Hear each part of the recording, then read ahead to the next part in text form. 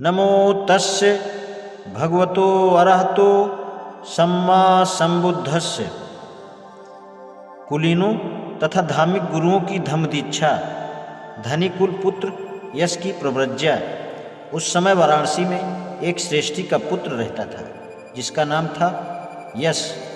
वह तरुण था और देखने में बहुत आकर्षक था।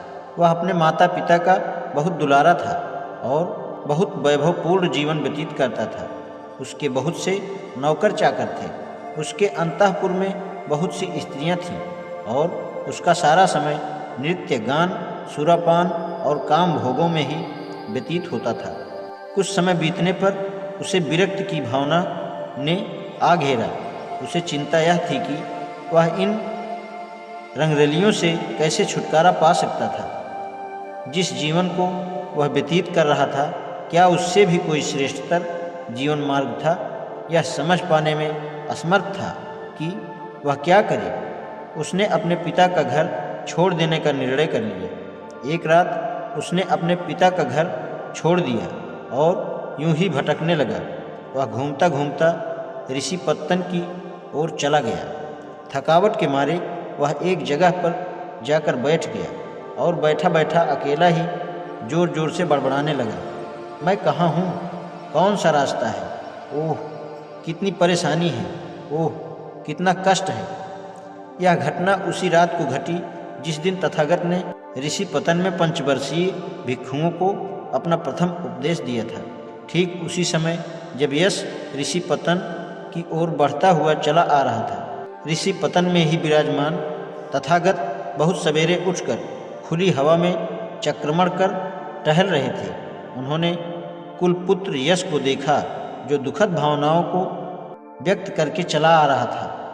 तथागत ने उसकी दुख भरी पुकार सुनकर कहा, कहीं कोई व्यथा नहीं है, कहीं कोई संकट नहीं है, आ मैं तुझे रास्ता दिखाऊंगा। और तथागत ने यश कुलपुत्र को अपना उपदेश दिया और जब यश ने वह उपदेश सुना तो वह हर्षित हुआ और प्रमुदित हुआ। उसने अपने सुनहरे जूते छोड़ दिए और वह जाकर तथागत के पास बैठ गया और उनको आदरपूर्वक नमन किया। बुद्ध के वचन हृदयस्थ करके यश ने तथागत से याचना की वह उसे शिष्य रूप में स्वीकार करें। तब तथागत ने उससे कहा, आ और भिक्षु बन, जिसे यश ने मान लिया।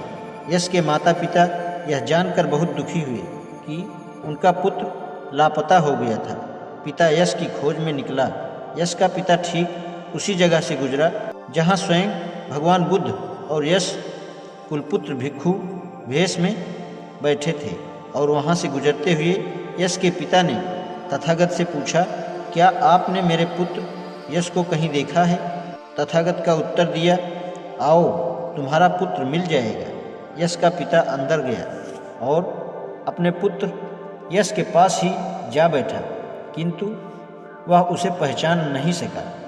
तथागत ने उसे बताया कि कैसे यश उनके पास आया था और किस प्रकार उनका प्रवचन सुनकर वह भिक्षु बन गया था। जब पिता ने अपने पुत्र को पहचान लिया, उसे इस बात से प्रसन्नता हुई कि उसके पुत्र ने सही मार्ग चुन लिया था। पुत्र यश का पिता बोला, तुम्हारी माँ तुम्हारे वियोग के दुख में बहुत दुखी है, घर लौटकर अपनी माँ को फिर से जीवन दो। तब यश ने तथागत की ओर देखा और तथागत ने यश के पिता से कहा, गृहपति, क्या तुम यह चाहते हो कि यश फिर गृहस्थी में लौट जाए और पहले की तरह सांसारिक जीवन के विषयों का भोग करे? यश के पिता ने उत्तर दिया, यदि मेरा पुत्र यश आपके साथ ठहरने में ही लाभ पाता है तो वह आपके साथ ही ठहर जाए। यश ने एक भिक्षु ही बने रहना उचित समझा। विदा लेने से पहले यश के पिता ने कहा, तथागत, मेरे घर में मेरे परिवार के सदस्यों के साथ भोजन ग्रहण करना स्वीकार करें। चीवर धारण कर भिक्षा पात्र हाथ में ले यश कुलपुत्र सहित तथागत उसके गृहपति के घर पहुँचे। जब वे घर पहुँचे तो उनकी भेंट यश की माता तथा पूर्व पत्नी से हुई। भोजन करने के पश्चात तथागत ने यश गृहपति के परिवार के लोगों को धम्मोपदेश दिया। वे बहुत ही प्रसन्न हुए और उन्होंने तथागत की शरण ग्रहण करने का वचन दिया। यश के 4 मित्र थे जो वाराणसी के धनी परिवारों के पुत्र थे।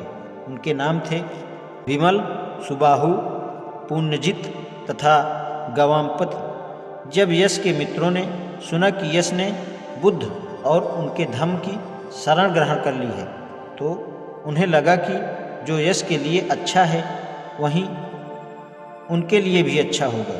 इसलिए वे यश के पास गए और उससे कहा कि वह उनकी ओर से भगवान बुद्ध से प्रार्थना करें कि वे उन्हें भी अपना शिष्य बना लें।